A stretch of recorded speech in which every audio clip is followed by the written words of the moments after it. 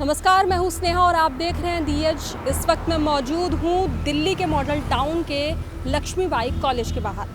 दरअसल रविवार 26 अक्टूबर को एक 20 साल की छात्रा जो लक्ष्मीबाई कॉलेज की स्टूडेंट है सेकेंड ईयर की, उन पर एसिड अटैक हो जाता है। दरअसल वो अपनी क्लास लेने के लिए लक्ष्मीबाई कॉलेज में आती हैं और जब वो क्लास लेने के बाद बाहर निकलती हैं कॉलेज से तो 3 युवक बाइक पर सवार होते हैं और उन पर एसिड से अटैक कर देते हैं। हालांकि वो अपना फेस बचाने में कामयाब हो जाती है, लेकिन उनका दोनों हाथ जो है पूरी तरह से जल जाता है।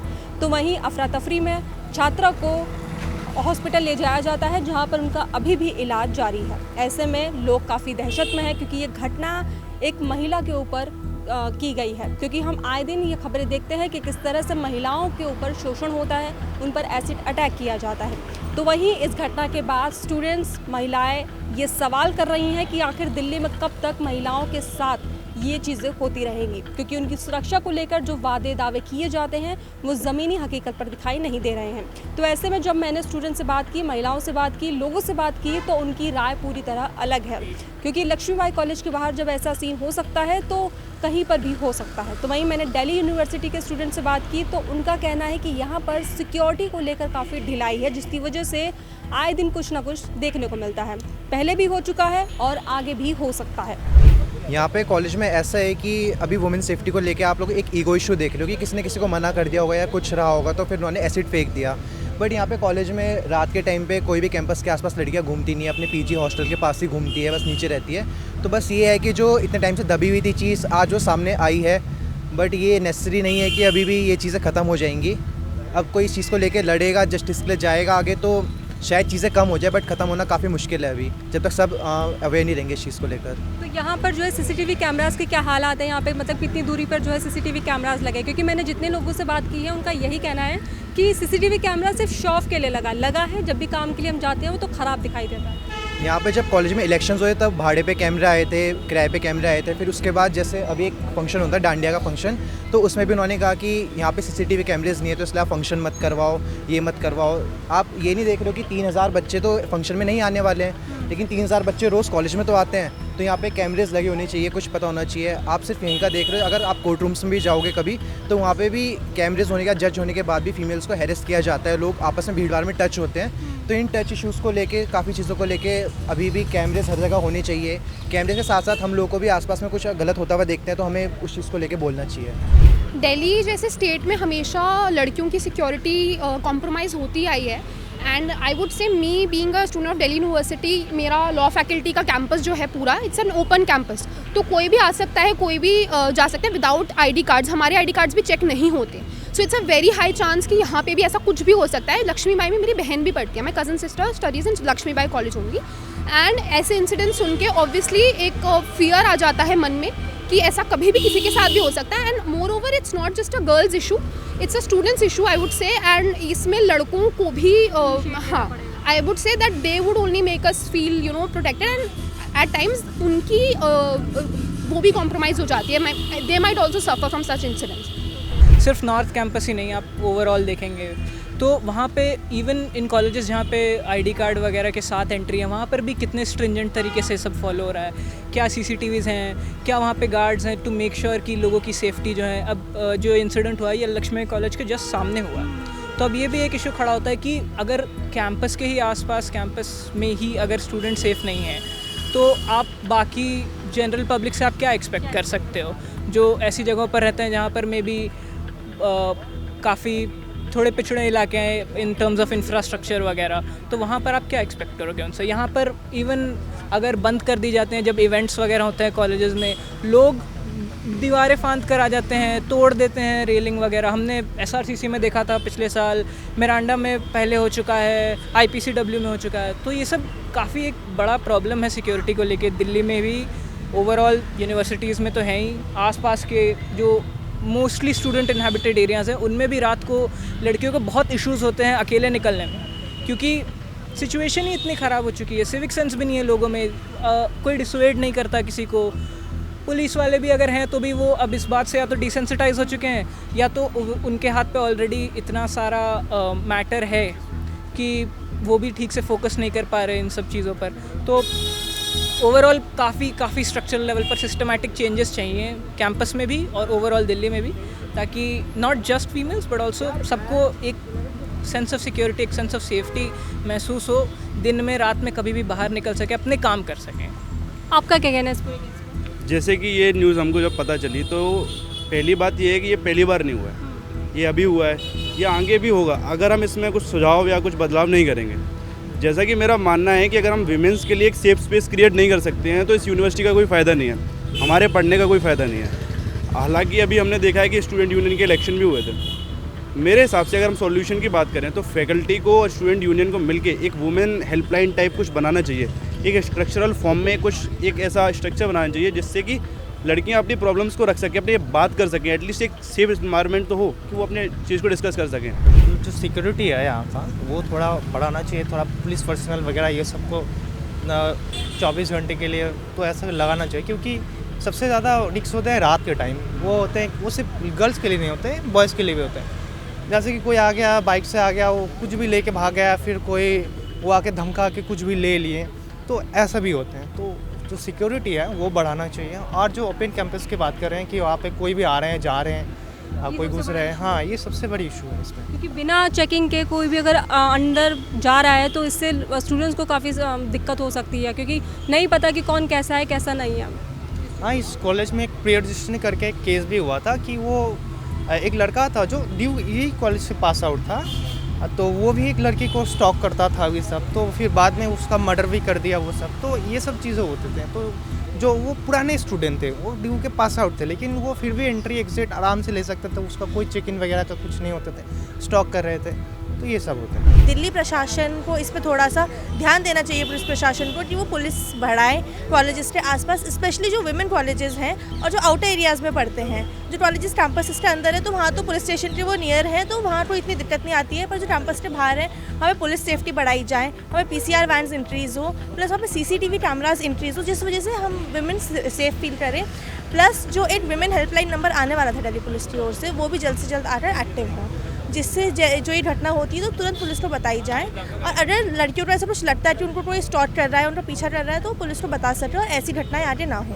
देखिए, अगर मैं वुमेन सेफ्टी की बात करूं तो स्पेशली जो फीमेल कॉलेजेस हैं उसके अंदर सबसे ज़्यादा इन चीज़ों को हम देख रहे हैं कि ऑल्दो गवर्नमेंट की तरफ से हुई हैं चीज़ें कि जैसे पिंक बूथ बने हैं, ये सारी चीज़ें हुई हैं, लेकिन हमने बहुत बार इन चीज़ों में भी लैग देखा है। बहुत बार पुलिस नहीं होती है वहाँ पे, या हमने बहुत बार ये चीज़ देखी है कि वहाँ पे सिक्योरिटी का कोई भी चीज़ नहीं है। तो इसके लिए ये सिक्योरिटी होना बहुत ज़्यादा ज़रूरी है और बहुत ज़्यादा ज़रूरी है कि स्टेप्स उठाए जाएँ।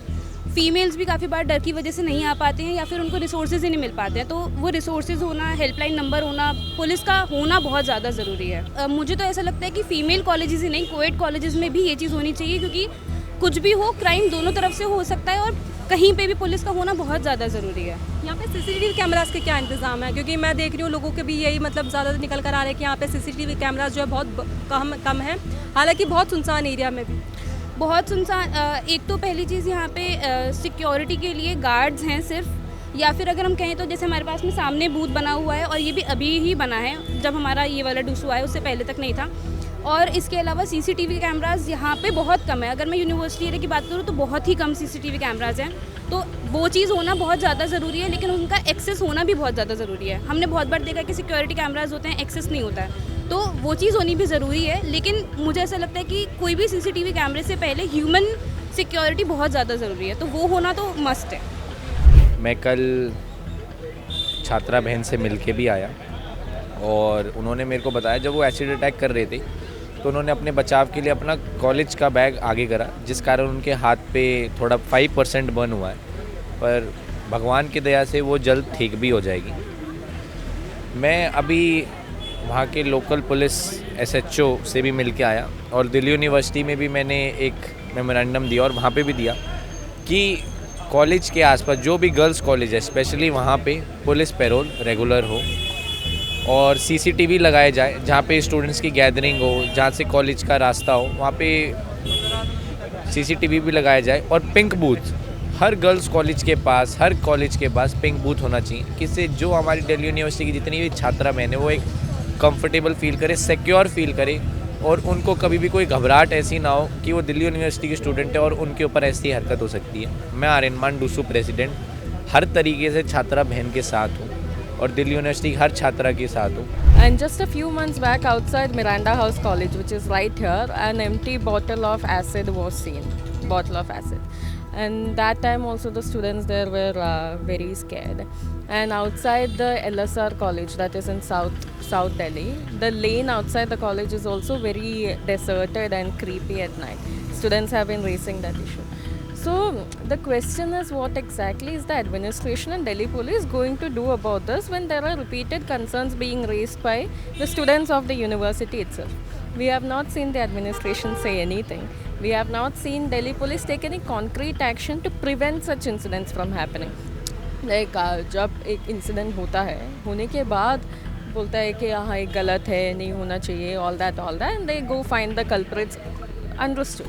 But what are you going to do to prevent it? Because according to UGC regulations 2015 on prohibition and prevention of sexual harassment in university, it is the responsibility of the university to make sure that there is safety and security for women students. And how much of that is being followed is a very big question in Delhi University.